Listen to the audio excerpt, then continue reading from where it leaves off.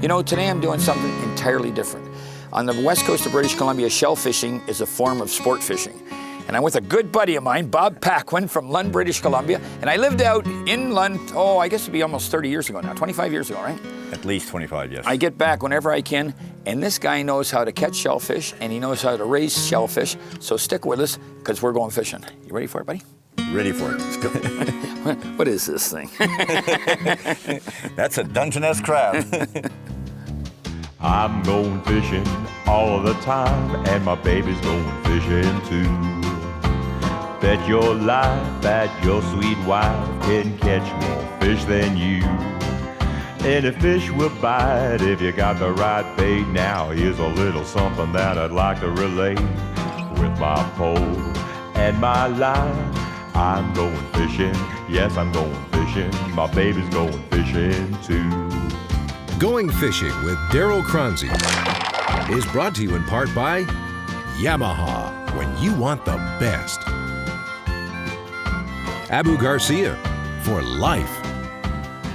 Berkeley Trilene, Canada's strongest fishing line. And by Montana's Cookhouse Saloon, fresh country cooking.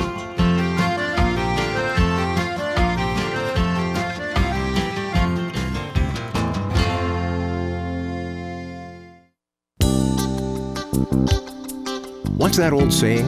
You can never go home again? Wrong. Even if home was only for a couple of years, Darryl Choronzey tries to return to Lund, British Columbia as many times a year as possible. Cronzy likes to describe the hamlet of Lund and the surrounding forests, mountains, and waters as the prettiest place on earth. But we'll discuss this paradise a little later in the show. For the time being, let's just say that today's episode is a little different than the others we've filmed in the past.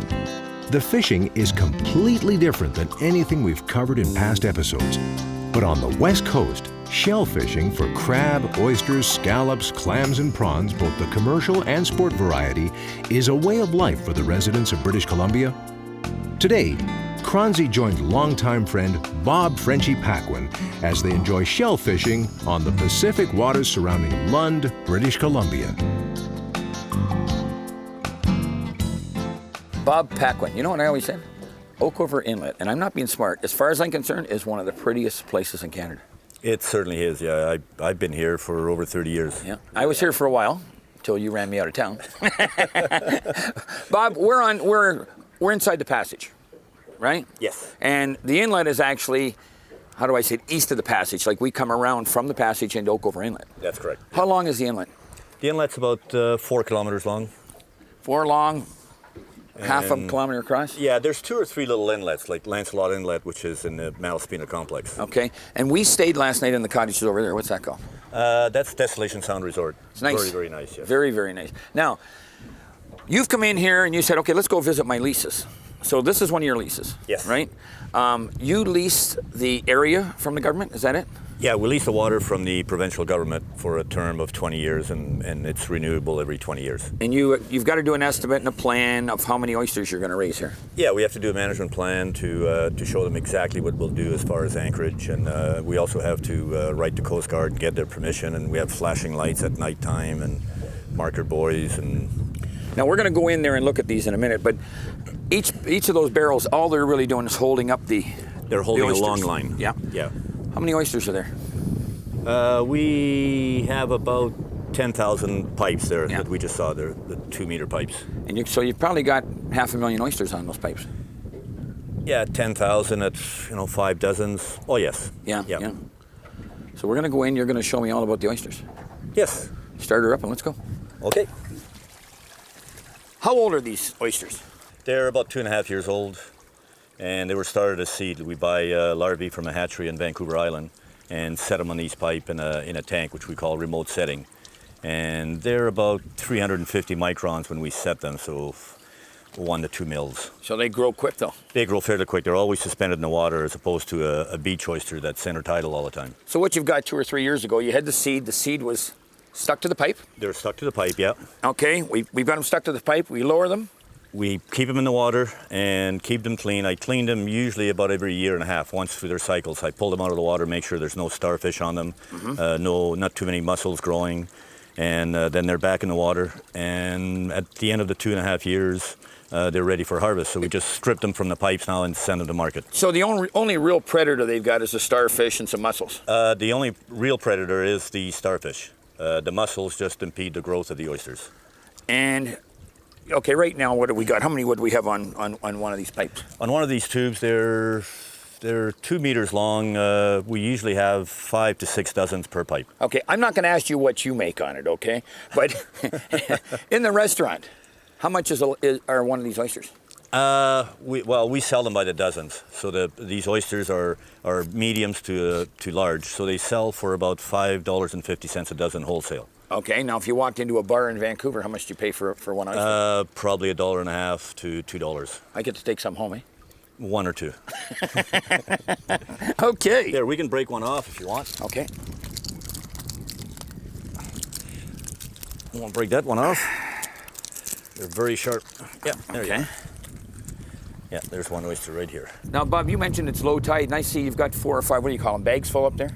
Yeah, they're crates, and there's, about 4 or 5 bags. And the tide can go down, and they can stay there for 4 or 5 hours dry, right? Yeah, they can stay out of the water. When we ship them to market, they can stay out of water for up to 10 days if they're kept moist and refrigerated. Okay, now, and again, correct me if I'm wrong, when you market your oysters, right, a lot of them don't go to Canada. Most of them go to Japan?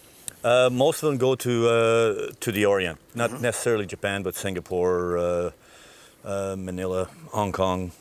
Japan grow their own oysters. Really, really, really something. What's this thing? That's a teredo, and that doesn't harm the oyster at all. Okay, but it's a living creature. There's a worm on the inside. If you break the shell, you'll see the worm inside of it. So it keeps wiggling around and growing and leaves the shell behind it, like as you can see on this one here. Bob, how come this one's open? That one died. I don't know why, but that's about the only one in this pipe that's dead. I don't think it would have been attacked by a starfish, so it's probably just natural. Bob, we were talking about the starfish? Yes. And that is the predator of your oysters, right? Yes. And I said, you got a starfish picking on your oysters. Certainly is. Bob, now, again, they're only really good for ornaments? Yes, that's all. fertilizer. Fertilizer ornaments. They're the only predator that oysters have. And this one here would probably kill 2 or 3 oysters every day because the pipe's always in the water. It would keep eating the whole pipe. Okay, if you have a lot of starfish on your lease, like if there's a bad year for starfish, you end up with an awful lot of starfish on the lease. And at low tide, when we're walking the lease, you can put hot lime in the starfish and it kills them instantly. And they can devastate your oyster crop. They can eat everything, like especially when they're small. When the oysters are really small, like they can destroy a whole bundle in probably a month to a month and a half. Yeah. Bob, okay, so you mentioned that most of these are going to the Orient. That's correct. And you do sell some in Canada, I guess, and some in the States. Yeah, there's a fair amount consumed in Vancouver, but not as much as the Orient. Okay, now, if I'm sitting in a bar, which I don't very often, right? I believe that. And I want to have some oysters, right? Like I go into a place called Jake's Boathouse in Burlington, from where you're from too. Yep. And Jamie's got them, He's got them up, and he's got 18 different types. And I was talking to you about the East Coast, West Coast, and you said yours are probably the best. Well, we think they are. Now, if I want to go in though, you'd shuck it and you can eat it raw? Yes, most definitely. Okay, I'll tell you what, you shuck it. And you'll eat it? I'm going to try and eat it. Okay, I'll have to get down here. Okay, I'm not a very good shucker, but I'll do my best.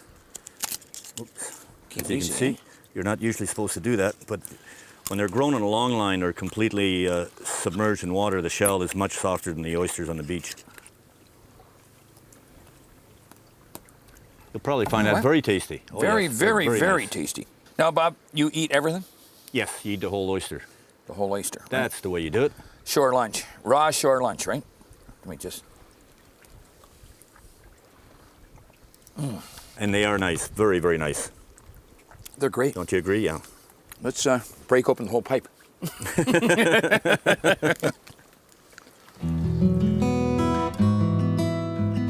Did we already state that Cronzy refers to Lund, British Columbia, and its surrounding forests and waters as the prettiest place on this earth of ours? Often referred to as the end of the highway, the village of Lund is just that.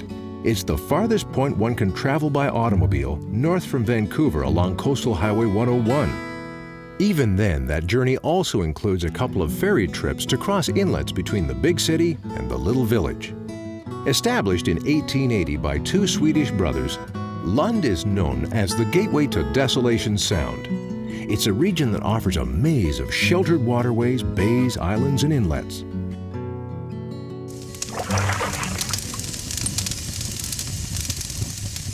you feel that, are we spending enough time or too much time on hatcheries and not enough time on reproduction or the wild fish? Paul, you know, 20 years ago, we probably only had 20 million people. Now we've got 35 million people. I honestly don't think in a lot of cases that natural reproduction can keep up with the fishing pressure, right? Now, it's great to say, hey, we've got to keep the rivers clean and we've got to keep the gravel clean and we need natural reproduction. But it's also very, very, very important that we also keep our hatcheries up to assist the wild stocks. Because if we don't assist the wild stocks, right, we're just going to pick on the wild stocks and then we're going to have no fish at all. Going Fishing returns with more action from Lund, British Columbia. Okay, Mr. Paquin, what do we got? We have scallops. Now, you don't grow them the same way as you do oysters. No, we grow them in a net. This is called a lantern net. We start them off as a small seed that we get from a hatchery, and they're 3 to 5 mil. And we put them in a different type of net with a very fine mesh, and they're called pearl nets. Now, when I was here last fall, and I had my buddy Dennis Bester with us, right? And we did test them, right? Yes, we did. Tried them, sampled, right?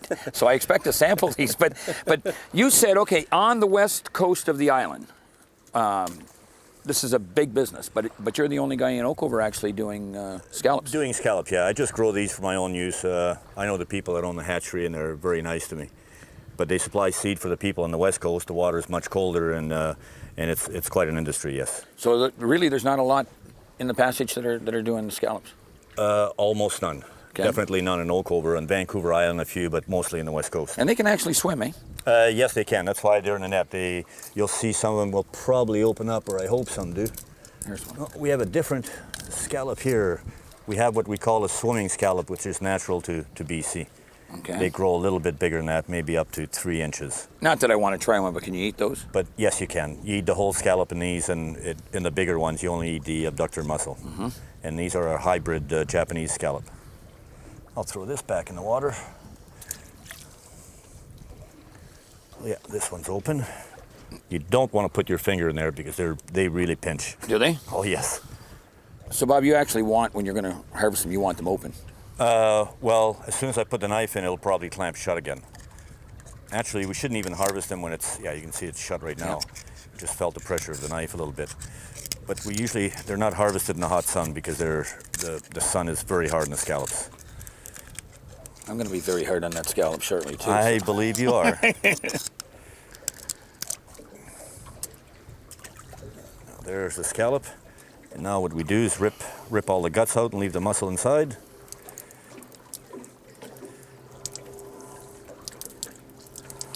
So this is all stomach content and everything else? Yes. Okay. Mantle, stomach. And there's your scallop. And there's the scallop.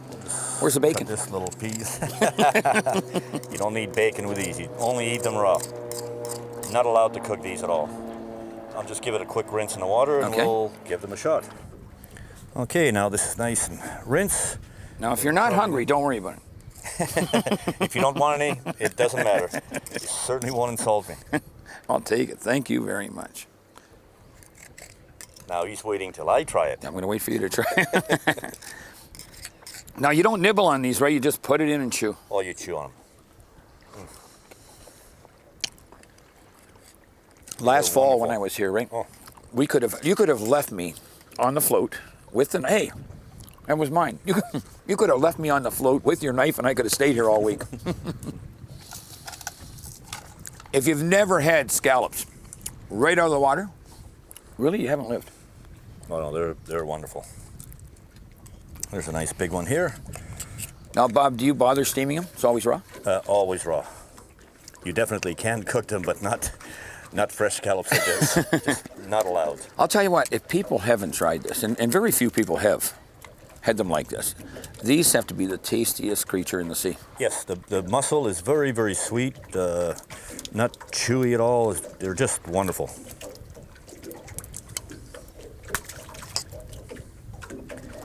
Okay, and I'll give this a little rinse again. There we are. I finally get to eat one by myself. Hey, These are the greatest. I mean, the greatest part of any seafood that I've ever had. Yeah, very nice, very nice. Bob, it was about a year ago I was here. I had Dennis Bester with me from Owen Sound. Right? Yep. We pulled up to the scallops and we ate the scallops. Now, we pulled up to the oysters and we didn't eat the oysters, but I like the oysters, let me tell you. I could tell. But you said to me, I've got some prawn traps here. Now, you don't have them set right now, which I want you to know I'm very disappointed. But you haven't got them set right now. But last year we were here, we didn't go more than a quarter mile from where your plant was, right? Pulled up, had the prawns, took them to your place, fried them up, boiled them up. Boil them up. Okay? But you've got something else. You told me there's some Dungeness crab in Oakover Inlet. Yeah, I found out about a year ago that there was Dungeness crabs in here because they were hanging onto the crab trap or the prawn traps. I was pulling them up. So I tried a crab trap, and lo and behold, it's full of Dungeness. And Dungeness are just phenomenal. They're wonderful, yes. We're going to find out tonight, right?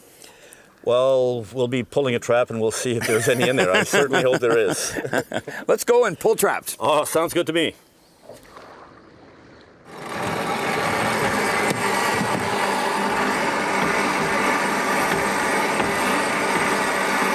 There we are. Look at this.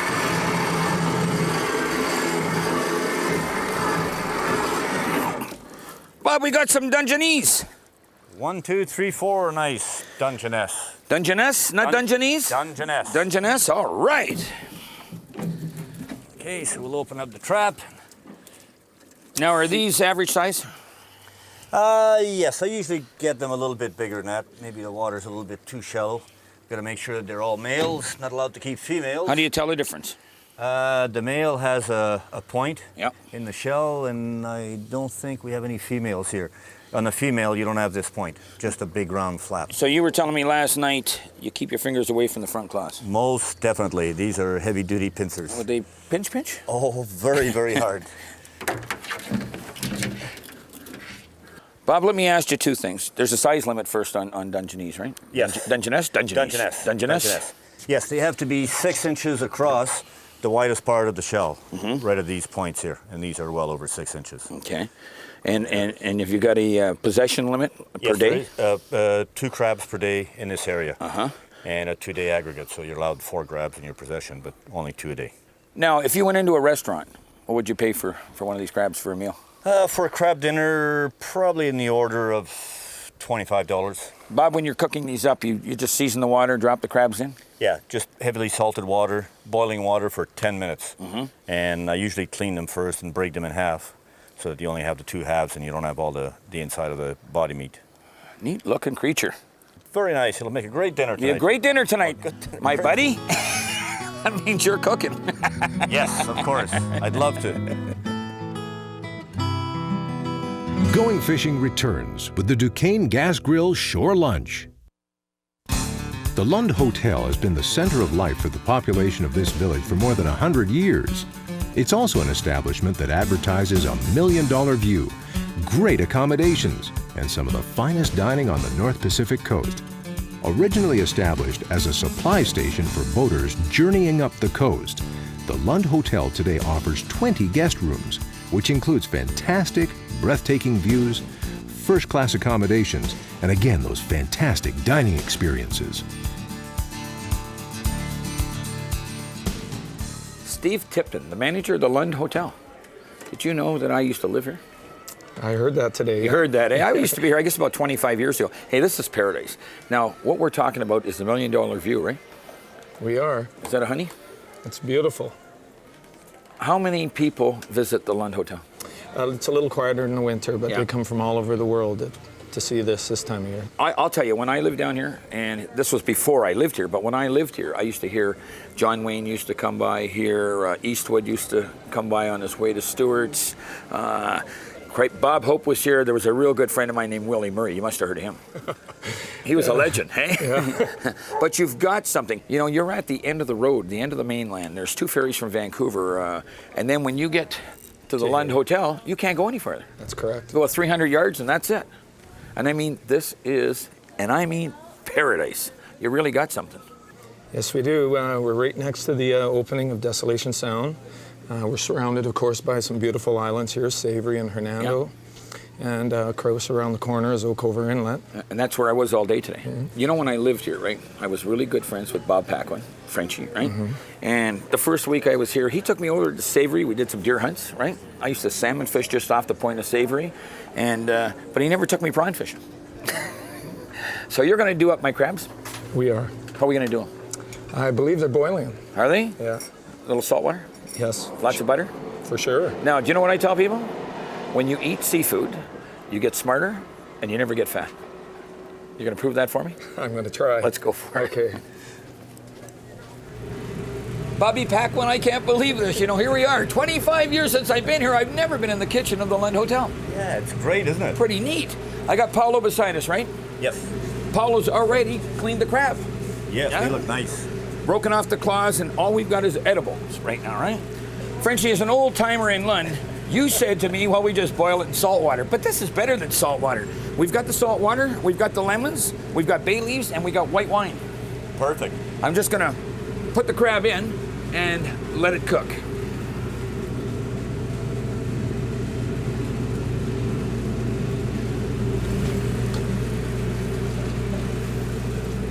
Good day, eh, Mr. Paquin? Beautiful, fantastic. Thank you very much, Sandy. Wow. Bob, is the presentation always this good at the Lund Hotel? Always. I can't Even believe better. this. Even better. I can't believe this. I've got crab, right? Even got a couple strawberries. Bob, before we get into the munchies, right? You've got something special here, and I guess you're hooked up with the Lund Hotel on this. Well, we've been doing some work together, and yeah, they are doing a tour Right. of the oyster farms in Oakover. So are you part of this? Are you going to be the skipper, buddy? No, I won't be the skipper, but I'm part of the tour. Bob, we got some sauces here. We've got butter. Butter, hollandaise, and béarnaise. And I'm going to tell you what, this is so good. I'm coming back. I know you don't want to see me, but I'm coming back. Listen, if you get the chance, don't pass up the opportunity to visit Lund. It's the end of the road on the mainland. It's 2 ferries from Vancouver, and when you're in Lund, get to the Lund Hotel. And when you're in Lund, see my good buddy, Frenchie. We'll see you next week. Great.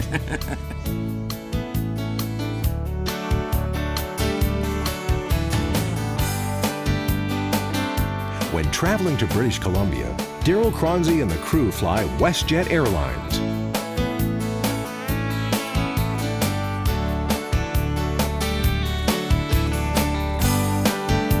Going Fishing has been brought to you by Yamaha, when you want the best.